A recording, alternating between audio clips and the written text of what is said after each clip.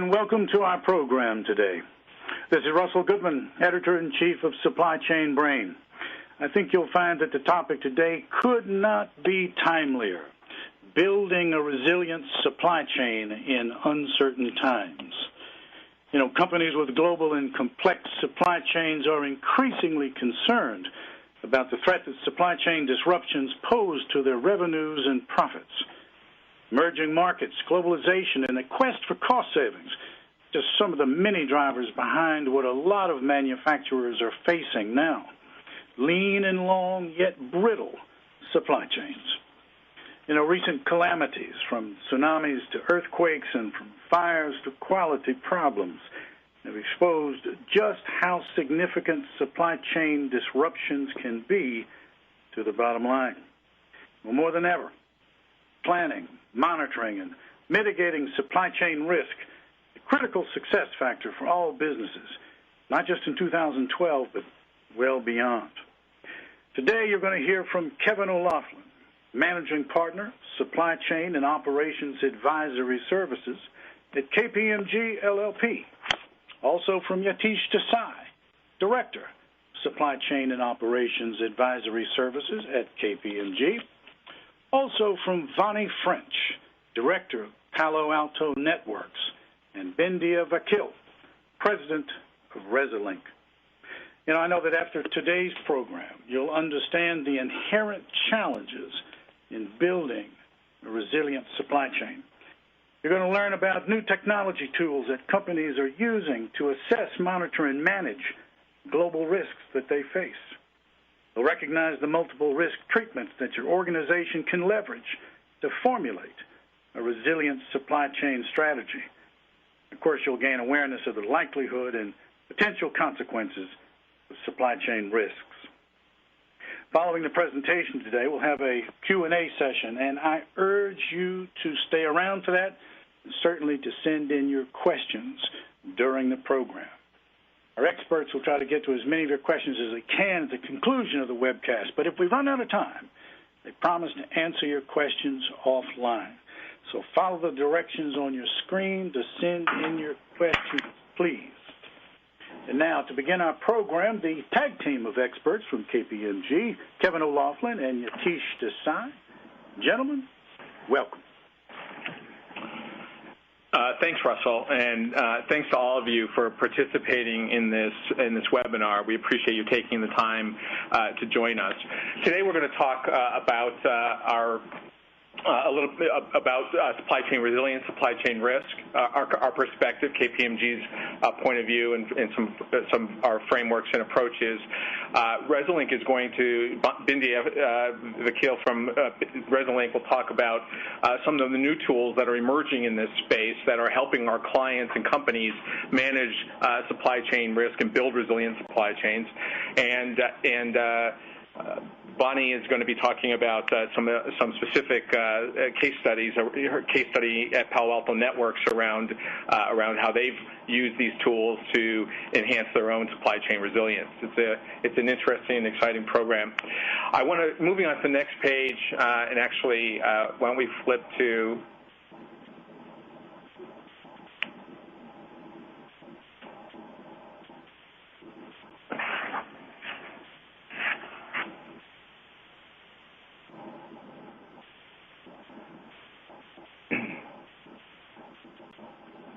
I think where we need to move back in the slide deck.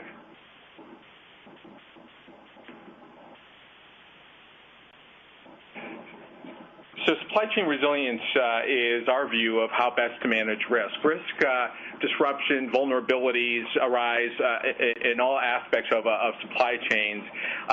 The traditional way that many companies have looked at this is looking at it from a defensive position or from a supply chain risk position. How do we avoid a disruption, or how do we mitigate a risk? We we like to take a view of supply chain risk management in terms of resilience. How do we build resilient supply chains? By building in flexibility, by building in options in our supply chain that allow us to bounce back quickly. And it's really that notion of that notion that allows us not only to be defensive, but to really be offensive, building strategic capabilities that enable us to be more flexible in our operations, in supporting our markets, and in dealing with our suppliers on a more proactive basis. On the next slide, we talk a bit about some of the supply chain risks that companies are exposed to, and the reality is it's a complex and difficult subject because there are really so many different risks. On the supply-based side, the location of suppliers, the globalization of supply chains has resulted in and lean supply chains have resulted in fewer suppliers, sometimes more remote, sometimes in geographic areas that are susceptible to disruption, earthquake, other natural events. In some cases, our lean operations have resulted in single suppliers on whom we're now much more dependent, and our risk profile increases as a result. We have supply chain risks in our own organization, in our own operations, our own plant networks, how we've managed and located those plant networks, the long global supply chains that connect our plant networks to our markets, and all of the intermediaries that are themselves exposed to various risks across the supply chain.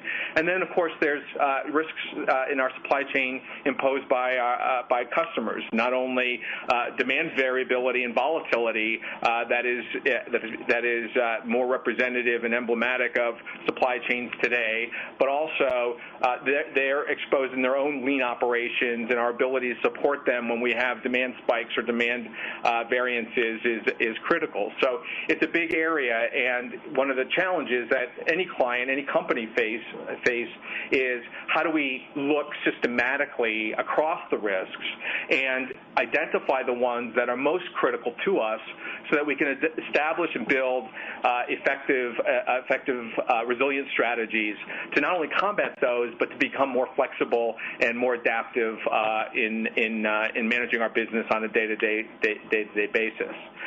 On the next slide, we talk about why is this important? Why is this a burning platform? Well, the fact is that there have been many notable supply chain disruptions that have impacted many large and smaller organizations. The earthquake off of the coast of Japan, resulting in the tsunami and then the nuclear crisis that resulted, is in part to blame for Toyota losing its #1 share position in the automotive industry in the year 2011. Those kinds of crises, those kinds of disruptions have created dislocations and revenue loss for many organizations in many different industries. And here we've just taken a sample of what some of those impacts are. The fact is that our global supply chains and our lean operations and the structure of many of our operation networks have resulted in vulnerabilities that have tremendous opportunity to impact our performance and to impact our shareholders. So the challenge is for any client is how to look at all of these activities, all of these supply chain risks, sort through those, filter through those, and identify the capabilities that are essential for building resilient supply chains going forward, and to take a forward-looking view of those. Yatish, maybe you could pick up and talk a little bit about some of the challenges and some of the directions that we see clients taking and how they're approaching this problem. Thank you, Kevin. If you can move on to the next slide.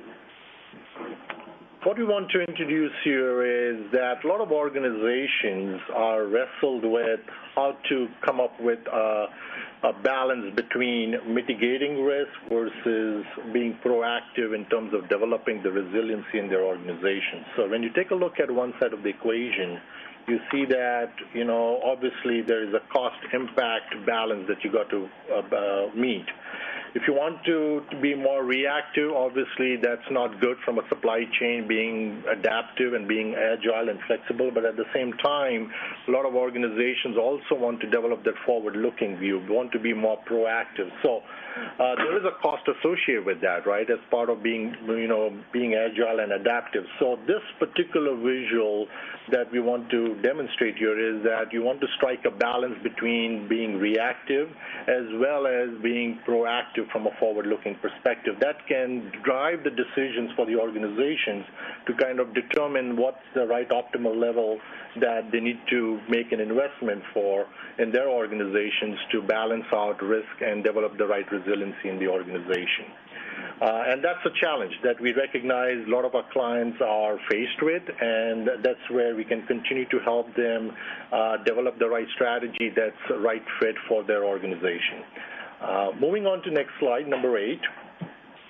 What we want to kind of show here is our viewpoint from our lens in terms of where we see different organizations, in terms of the continuum, in terms of spectrum associated with where they're sophisticated in terms of managing the overall supply chain risk in their organization and what value and impact it has on the business. So obviously a lot of participants here on this call may be taking a look at this and say, well, we are more level 1 right now. We are reactive in nature. We take a very limited focus view of risk management, and we are very ad hoc in terms of how we determine and respond to our disruptions, versus some of you folks on the call here may be saying, we are better than that. We are aware of what's going on the supply chain risk. We do consciously manage a certain set of risks within our organization, and we understand what it means to kind of take it to the next level, where level 3 is you're internally integrated, and by that I mean that we are looking at performing risk assessments in your organization across your supplier base on an aggregate basis, on a periodic basis, and then you're utilizing the assessment results to really develop your business continuity planning and preparing yourself for being responsive, as well as a certain degree of agility in the business. Level 4 is now you're partnering with your extended supply chain members, such as your supplier base, your customer base, and making sure that you understand and have the visibility and transparency into their organizations that's going to propel you to develop the right processes and controls and governance models that are integrated not just within your organization, but you're also leveraging that information to manage risk across your extended supply chain. And then level 5, when we call it optimized, is certainly taking the lens out of the supply chain organization and making it really more holistic, from taking a look at it from an overall enterprise risk management, where now the organization is in place to be more adaptive, very flexible, not just the supply chain organization, but also from a governance perspective. You have technology, the operational infrastructure, you have the right governance in place to be absolutely delivering value, as at the same time being resilient in nature rather than being just taking a backward look from a reactive perspective. So this is our maturity model in terms of the 2 key dimensions that we take a look at in the organization, from the degree of risk management and the value and impact it can deliver to the companies. Moving on to next slide. Our next slide provides you a very high-level phased approach in terms of how we take a look at supply chain resilience. So the question that comes up from our clients is, so we understand supply chain resilience, really help us, how would we take the next step to carve this elephant down in little bits? So first phase when we talk about here is taking a look at your supply chain environment in terms of doing a quick scan of what your supply chain partners map look like, what's your exposure to risk in terms of your supplier vulnerabilities, in terms of revenue at risk, in terms of time of impact or time to recovery. So there are different ways that organizations are challenged with. The first and quick, easy way is to take a look at it more from a financial assessment perspective, but then also recognizing that there are geopolitical risks, there are operational risks, there are supply chain risks, and we can certainly take a look at these other additional risks in terms of taxonomy of how these supply chain risks are defined to really profile out your supply base or your supply chain in terms of the risk exposure, and then also link it to what the impact is to the business from a revenue perspective, because that has implications further down in terms of how you are reacting and responding it to your customer base, and then essentially also taking a look at how quickly we can recover from a supply chain disruption or vulnerability that is getting exposed. So quickly in the first phase, we identify, we evaluate, we can quantify, and then prioritize those risks across the different supply chain partners that you have in the organization. Second phase, what we call develop courses of action, is essentially then coming up with what is the preliminary risk mitigation or resiliency criteria going to be that's going to define your courses of action that you're going to do. So the first step is agreeing and making sure that everybody is on board with understanding what revenue, cost, profit, and service criteria we want to kind of take a look at the risk lens at. Number two, when we talk about courses of action development, this is essentially taking a look at how do we start reviewing not just the current but also your emerging supply risk or your supply chain risk, and also taking a look at how we can develop a quick model to look at different scenarios and different analyses in terms of the appropriate courses of action that you can take. So, for example, if you have a highly engineered product and you're single source, then obviously you want to take a look at should we go forward with developing a dual source strategy, or if you have got a high commodity product that is a very low cost or a low unit value, the time of recovery may be high, then at that point of time the course of action or strategy would be we can continue to carry that in an inventory because your inventory carrying cost is not way too high, and it's okay, it's not a very high risk item for us to pursue in terms of mitigation or even developing a forward-looking resiliency. So through modeling of these different scenarios, we can quickly do a sensitivity analysis that can really provide some more detailed insights into what the financial impact to your business is going to be, what the performance execution impact is going to make to your supply chain, and then go through the process of selecting the right viable course of action, working together with the stakeholders and getting that alignment across the organization that can be meaningful and deliver value. The third step coming out of this would be then when you take a look at these courses of action, it certainly has implications and repercussions in terms of changes that you need to make forward as part of your target capability model or operating model. And this is where then we start taking a look at what are the dimensions in terms of your governance, policies, procedures, in terms of your organization, in terms of people, driving accountability, having roles and responsibilities clearly defined, taking a look at what's your operational infrastructure, what does your network, supply chain network look like, what impact does it have if we start moving a manufacturing facility or a warehouse from one location to another location, or if your supplier base changes that.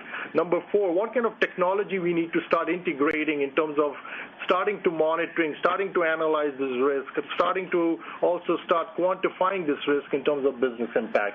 And the last piece is obviously taking a look at your processes. Are you starting to now standardize your processes, not internally within the organization, but also are your suppliers consistently using the same processes and policies in place? And they're coming up with a preliminary detailed risk management framework and a model that we can work with the client, get again their review and validation from the appropriate stakeholders before we move to implementing and monitoring. And in the implementing and monitoring stage, we are focused here in terms of continuously monitoring and tracking those vulnerabilities as they start coming up, developing a dashboard in terms of scorecard and right performance metrics that can be available across the organization to track that, and also providing some real-time monitoring alerts in terms of being more proactive and resilient in reacting and also developing the right strategies to address these issues as they come through. So This is what this slide provides you, is a four-phased approach, and obviously as you start peeling the onion down in each of these layers, we start going into a lot more detail. Moving on to the next slide, please. So as we lay out these four-phased approach, we can certainly tap into a lot of comprehensive tools that KPMG has developed partnerships with and alliances with that we can leverage across all these four different phases. We've got Vantic, which can help with the financial assessment phase. We got Resilinc here that has a more broader capability in terms of taking a look at it from an end-to-end supply chain.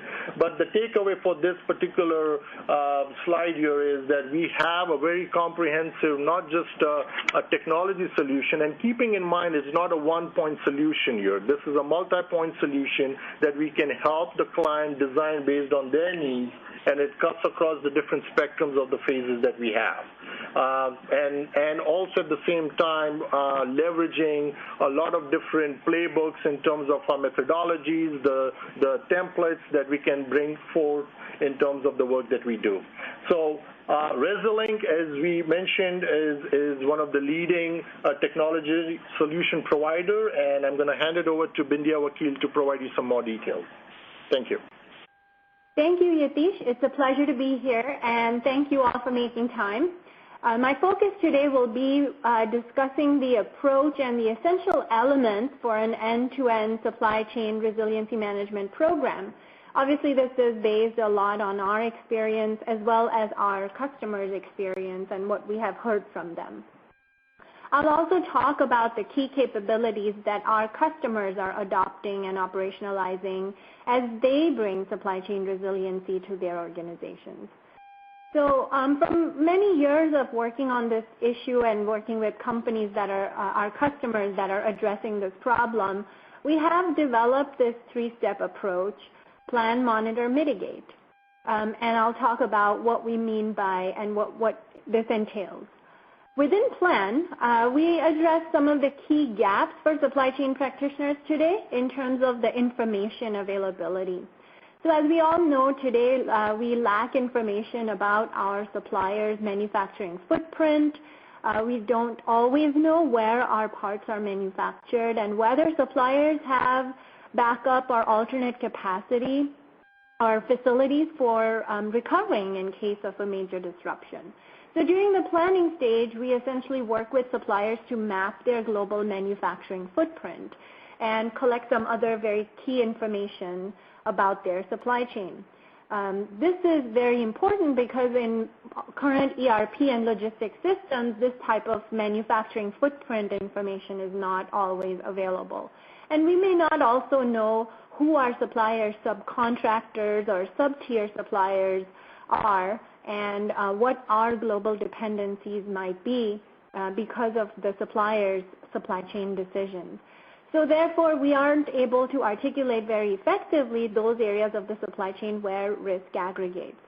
So the first step for us is to really map the supply chain and identify where parts originate, and to be able to view on a map all of these global hotspots, which are the result of a lot of factories aggregating within a small area.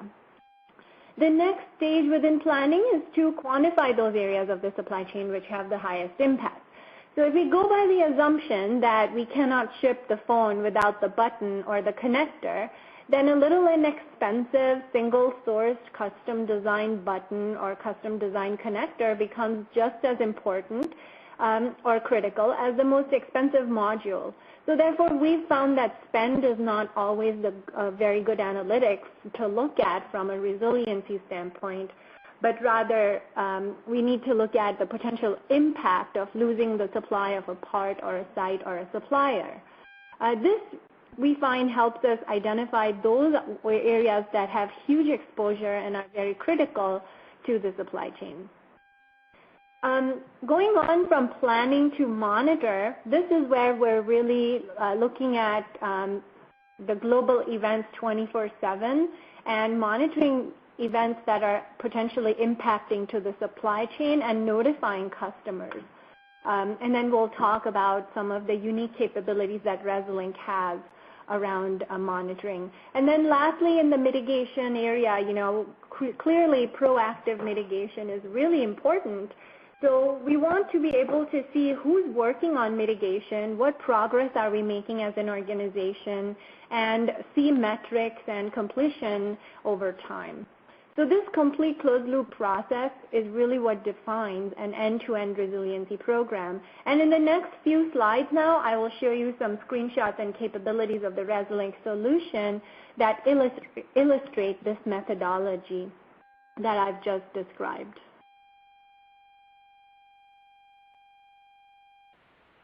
So here we're showing you in the top chart there, the top parts by revenue impact, and we have then grouped parts which have very long recovery time. So one of the things we're asking suppliers is how long does it take you to recover in case of a major disruption? And as you can see, some suppliers have, or some very critical single source high impact parts have 40+ weeks of recovery time. Clearly this is unacceptable, a huge impact to the business in case of a major disruption. So now we've articulated that these are highly impactful parts that clearly need to be addressed proactively and quickly.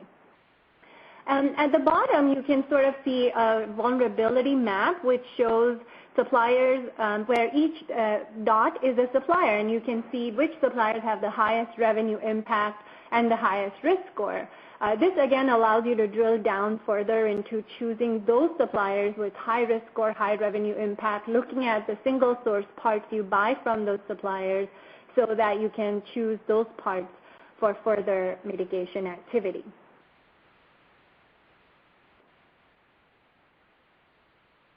Here we're talking about the monitoring capabilities. So very often when we are looking at news events or receiving an event notification, it can sometimes take us 2 to 3 weeks to put together the full impact of this event and understand what parts might be impacted, which suppliers might be in the region, which products might potentially not be able to be shipped. So this obviously is a very long period of time, and during this time the $2 part becomes $20 and it affects our profitability and over time our revenue. When Resilinc monitors events, we give customers a lot of information during that initial notification itself because of all the proactive mapping work that we have already completed. So not only does the customer receive a notification about the event itself, but also sees a lot of very relevant information about the suppliers in the region, how many parts come from this area, and potentially the products and the revenue at risk. Obviously, this enables our customers to then be first on the scene so that they can react and respond quickly. And especially if they need to book inventory or talk to the supplier to grab capacity quickly, then they can have those response type of conversations first.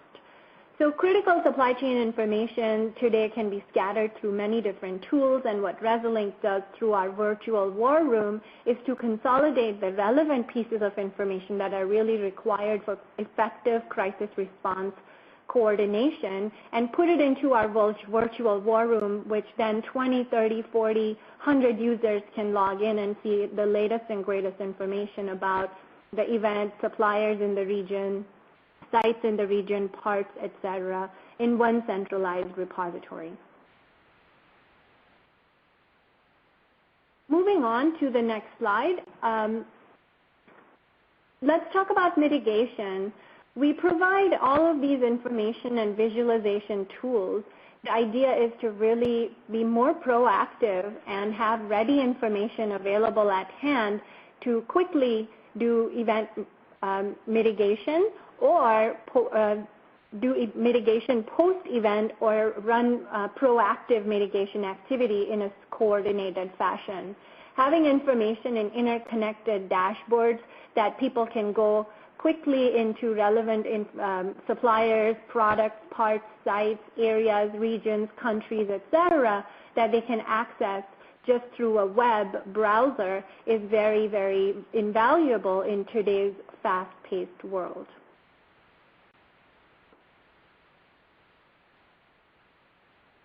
our customers tell us that they really want to be able to track mitigation actions, set up their own thresholds. Really, they understand their business best.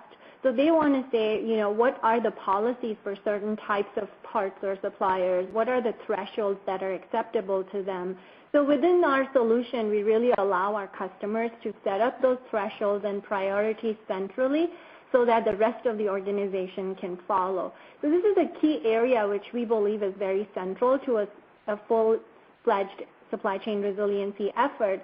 And it really builds on all of the information and analytics about the extended supply chain, where it ties back to the internal policies and risk thresholds that the supply chain executives have, which are tolerance levels for the business.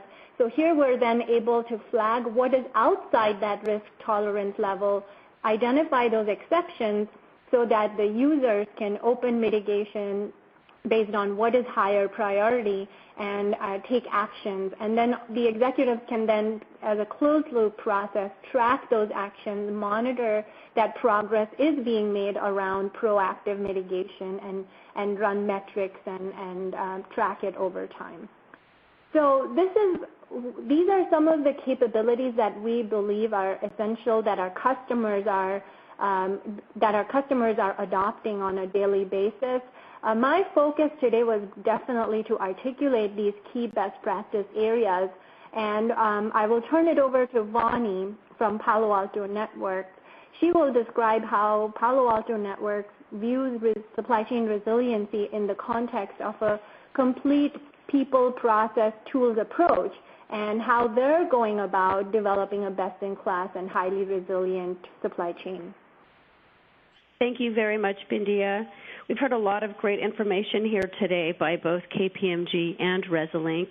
I'm going to take a little bit of a different approach and provide to you kind of what Palo Alto Networks' approach has been in the implementation of the Resilinc solution. So if you'll move on to 2 slides, a little bit about Palo Alto Networks. We were founded in 2005, and by mid-2007, we had our first customer and launched our first disruptive network security platform. Today, we have over 9,000 customers and have product deployed in over 100 countries.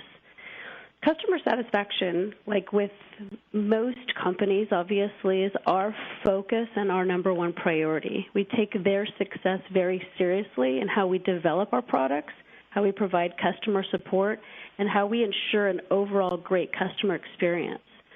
We've experienced exceptional growth, adding over 1,000 customers a quarter, and our ability to deliver product in a timely manner is absolutely critical. So we took a look at identifying processes and tools to support not only operations and the supply chain, but also finance and IT and other organizations across the company that were extremely important to us as we scale the business. Moving on to the next slide, I want to talk a little bit about our approach.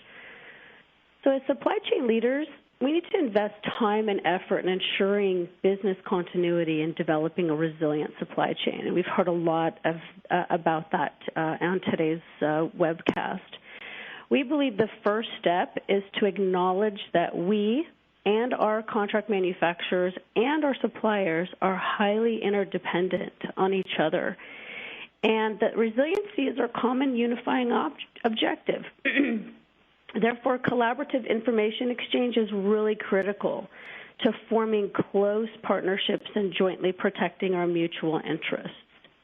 We chose the Resilinc platform because we felt that it offers all the core capabilities we have identified as critical for improving resiliency in the supply chain end-to-end. And I'm extremely passionate myself about what Resilinc and their approach has done and what we've been able to do in a really short period of time here at Palo Alto Networks. We're focusing on developing our people and our processes and incentive structures to drive resilient decisions day to day from the ground up. For example, we consider resiliency and risk in addition to standard considerations like cost and time to market when we're making decisions about supplier selection, part selection, new product design, adding contracts, even doing inventory management and planning. As we move on to the next slide, on a regular basis, we identify what our global supply dependencies are. We look at different countries of the world where a large portion of our supply chain is aggregated. Not only that, we also consider countries that may not have a huge site concentration but are critical because high-impact parts are originating there. We believe this type of assessment also helps us immediately know when to react and respond quickly as we scan news reports or receive an event monitoring alert from Resilinc, which is a really, really fantastic tool that we're able to get from them. Knowing which parts of China, for example, that our parts are made in helps us filter out irrelevant news and events and really focus our efforts on when something occurs that's close to our hotspots. Moving on to the next slide, looking at kind of sub-tier dependencies, we now have a very unique insight into our sub-tier dependencies.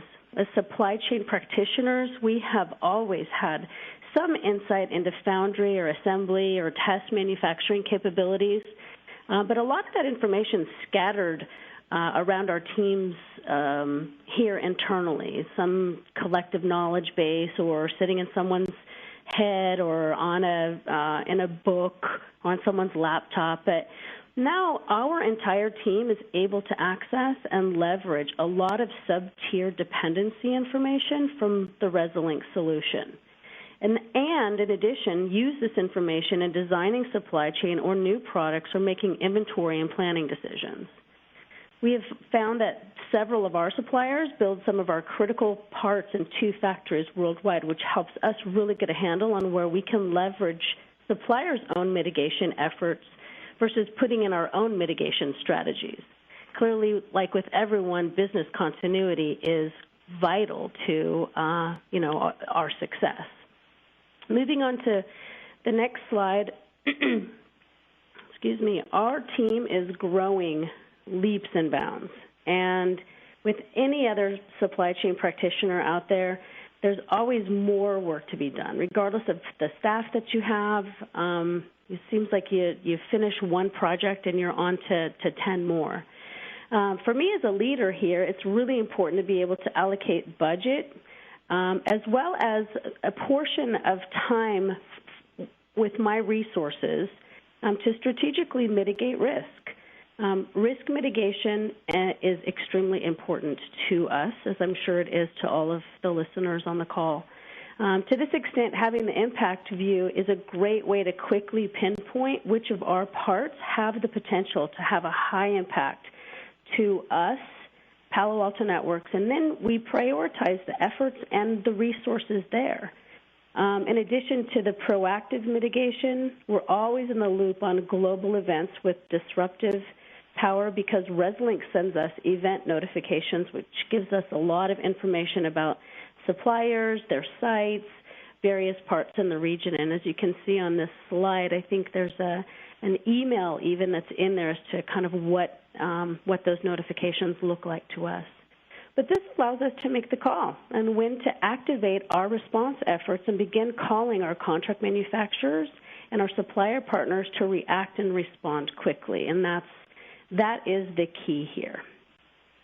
Moving on to the next slide, I think the most important message I could give here is, what's really important for us is the continued focus on resiliency, right? We believe resiliency is a journey, and we're committed to this long term.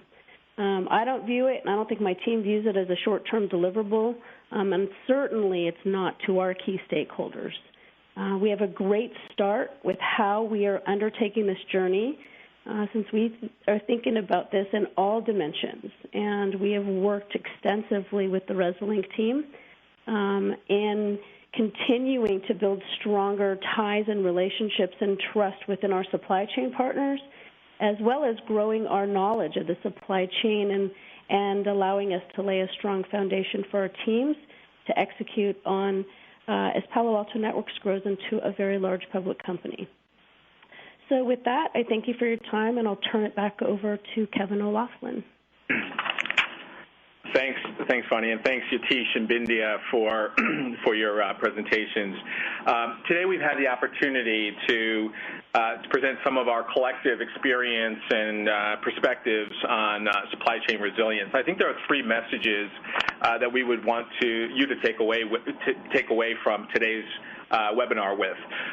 First, understanding supply chain vulnerabilities and building resilient supply chains is a strategic, critical imperative for every business today. We talked about some of the issues related to disruptions and how they impact business performance.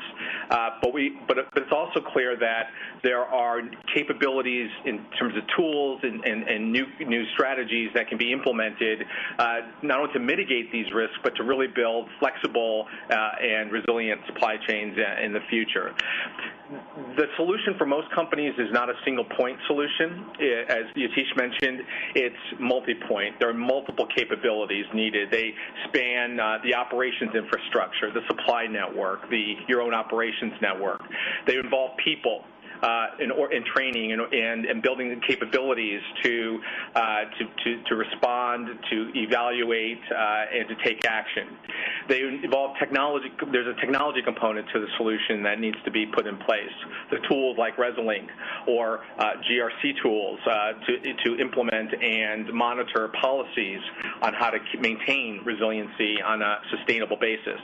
And there are business processes that need to be put in place. So it really is an end-to-end business solution that spans every aspect of the supply chain operations. Resilience is becoming a core capability. As Vani said, it's now being viewed by the leading companies in our maturity model. Stage 5 companies view resilience and risk alongside of cost and service as another dimension that needs to be measured, needs to be considered when changes to supply chains and networks and supply bases are being considered. We've been able to touch base on just the most, skim the surface of some of the issues in supply chain resilience. We appreciate your time. I know there are questions, and Russell, why don't we turn to answering some of those now? Thank you, Kevin. This has been a terrific, absolutely terrific overview, and yet it's been highly, highly detailed. I want to thank everybody on our panel of experts. And now to some of those questions in the time that is left. But it looks like no rest for the weary, Kevin. First question goes to you. Questioner says, how can companies quantify the cost versus benefits of proactively addressing risks? Right. So, so there are a number. There is no one single answer to this, but there are a number of filters and screens that we take in approaching this question. We look at revenue at risk, and we plot that against time to recover. And in looking at profiling that, you can begin to identify what are the high risk and high impact areas that require most immediate attention. Evaluating the cost is relatively, can be relatively straightforward. There are lots of options, right? You lay out multiple scenarios for how we look at each vulnerability, and we can build a business case on the cost side. The harder side is on the benefit side. How do we value building in an option in our supply chain to say have a backup source of supply when we may not use it? It's not a typical cost-benefit analysis, but we can measure the impact it has on things like time to recover. If you're able to implement a capability that drives your time to recover from 24 months to 2 months, there's a subjective but very important capability. There's an important assessment that needs to be done in terms of how vital is that and how important is it to invest $800,000 to drive that kind of reduction in your time to recover. So there are models, there are tools. We use a full set of financial analysis tools. We use options pricing models to help identify what is the value of an option, a contract, a contingent contract to look at, what is the value of that to the enterprise. So, lots of different ways to do it. There's lots of different screens and filters that you need to take to really understand the cost and reduction in time to recover equation.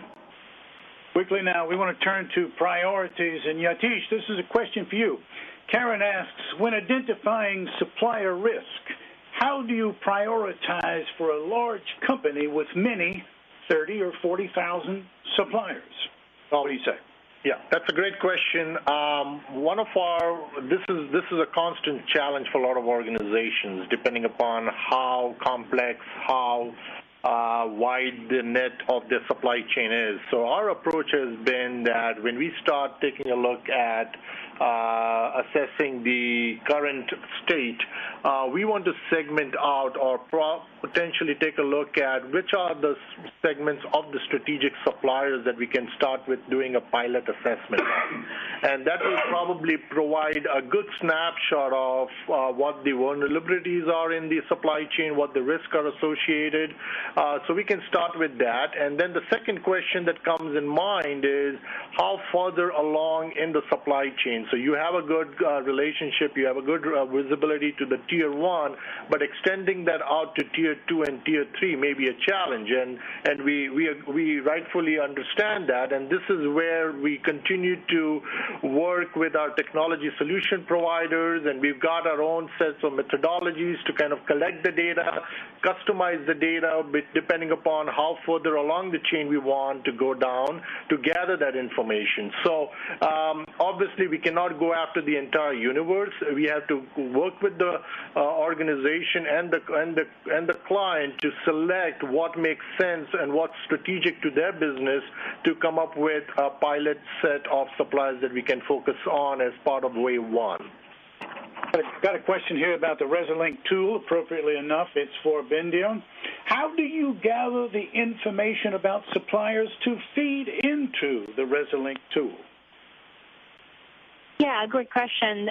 So we use several approaches. Information about suppliers come from different sources. We have our own, publicly available data mining capability. We scrape this information from publicly available sources, as well as conduct supplier surveys to see where, with our customers' authorization, we reach out to their suppliers and we will ask them the series of questions through our solution to fill out this the requested information. All right, Bindya, still another one about the tool. Can you give us a feel for the types of data that are needed to be loaded into Resilinc to make it work? Example, BOM, supplier, plant locations, and what they make, et cetera. And how does that data get acquired and loaded both initially and ongoing? How much effort goes into that?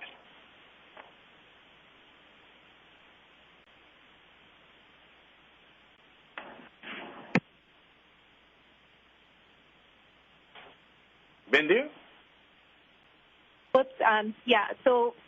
Thanks for the question. Let me give the answer a little bit broadly. The data comes in from three sources. The customers provide one set of information, which is these are the suppliers I use, the parts I buy from them, the products that use these parts, which, as you mentioned, bill of material, and the impact or criticality rating by product and so on. So this is information that comes from the customer. From the supplier, we get information about what are their manufacturing locations, who are their suppliers and subcontractors and contract manufacturers, where are these factories located or warehouses or DCs located, right? What are the alternate locations should a primary site go down? How long does it take to recover in case of a major disruption? What are the parts that are built at these locations, et cetera? So we get this type of information from suppliers. The third source of information for us is risk score. Some risk scores are generated by Resilinc based on the information that we have from customers and suppliers, and some risk scores are sourced, such as financial risk. For example, you might get financial risk from a bond tech tool, and that's the supplier financial risk. We don't generate financial risk scores for suppliers on our own. We source them from experts in this area. The same thing for factory location risk score. Again, there are companies that specialize in location risk who have years and years of data and experience with different types of location risk, whether it's natural disaster or geopolitical or macro level risk or local, down to the city level or site level risk. So we partner with companies to get location risk sources in our solution, and then we compute an overall risk score for every site, every supplier, every part. And this, again, goes back to the previous question from Yatish, which was, how do you prioritize?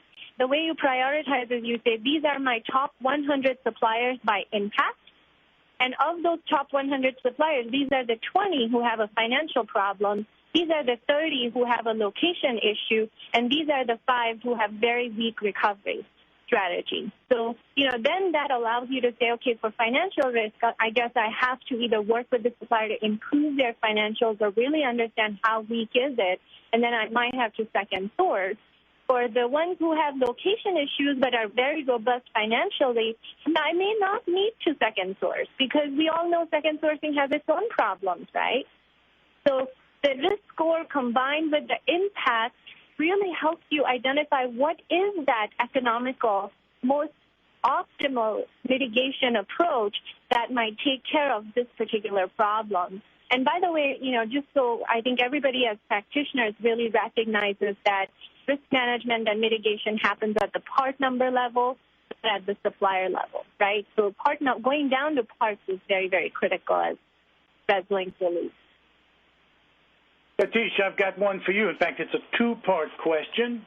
When talking about proactive and reactive approaches, how do you define the optimal point where the right amount of investment can be made? Second part of that question asks how much proactive and how much reactive approach should be taken. What do you say? Yeah, so this is a good question. There is no magic bullet for a question like this. This is all relevant to what the organization's appetite is in terms of how they take a look at risk. So when we talked about our course of action development and risk mitigation strategy or resilience strategy development, you need to essentially take a look at what are the courses of action that are going to help you from a cost-benefit, or as we call it, cost-risk resilience index analysis. This is where we take a look at if it impacts, for example, if your cost of carrying the inventory is going to be, let's say, $250,000 from a supplier that's not very critical to your component or your bill of material, and it possibly makes sense to be continuing to be more reactive to it and potentially working with that supplier to have him or her develop the right mitigation or resilience strategy versus going and qualifying a brand new supplier, which could be potentially costing maybe $1 million. So depending upon the business case that we would help to evaluate based on the options that we would chart out for the courses of action that we would take for depending upon the severity of the risk and what business impact would be, that's what's going to drive the capital investments holistically in terms of where we need to focus and where we can afford to be more reactive in nature. And then how much proactive and how much reactive approach should be taken, again, this is, again, determined based on where you are sitting within the maturity model that we shared earlier. If your organization is starting to build the foundations from being reactive to being aware, then essentially you're still going to be more reactive. And then as you continue to develop capabilities and be more robust in terms of how you manage the sophistication of risk, then you essentially are going to be more proactive, keeping in mind that you got to balance that out with your cost investment as well. Let me just add a couple of thoughts to that, Yatish. I'm working with a client who, 50% of their revenue is at risk with a single point of failure in the supply chain. So, the CFO will tell me that the thing that keeps him up at night is exactly this issue of supply chain risk. The tolerance there for the investment level that will be made to mitigate that risk is probably higher than in other organizations where the risk profile is quite different. So, depending on the risk profile and the potential impact, the amount of investment that would be made is going to change. I think I've seen clients, many of our companies,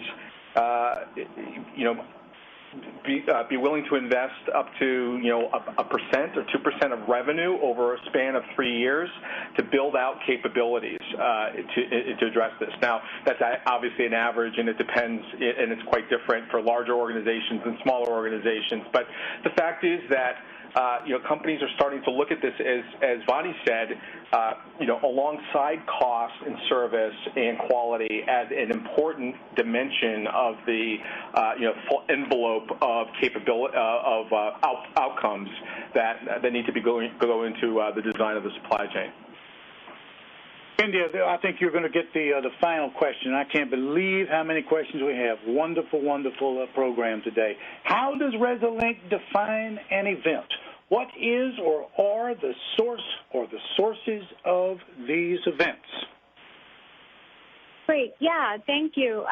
The events for us are any incidents or events that have potential disruptive power to the supply chain. And that might be, the standard things that we think about, like earthquakes, hurricanes, and flash floods and flooding in general, or bad weather type of events, but also things like transportation strikes or disruptions or factory fires or explosions. I mean, there are literally hundreds and hundreds of events happening almost every minute around the world, and Resilinc is tracking these events as they get reported in the different news medias. We do multi-language tracking, and we look for certain keywords in these reports that allow us to then identify which events might have a potential supply chain disruption. This is really where our expertise kicks in. We've worked through many, many years of supply chain event monitoring. And so we're able to identify those that customers need to know about and filter out all the junk that, chemical spills happen pretty much one every couple of hours. And so filter out those that aren't that impactful. All right, Benny. Well, listen, I am afraid that is all the time that we have today. For those of you whose question was not answered online, our experts will be working on those offline, and they will be getting back with you. For further information on their companies or to contact them, be sure to check your screens for the appropriate links. I'd like to thank Kevin O'Loughlin, Yatish Desai of KPMG, Vani French of Palo Alto Networks, and Bindia Vakil of Resilinc for their valuable time today. And I trust you felt it was worth yours as well. Well, this concludes our presentation.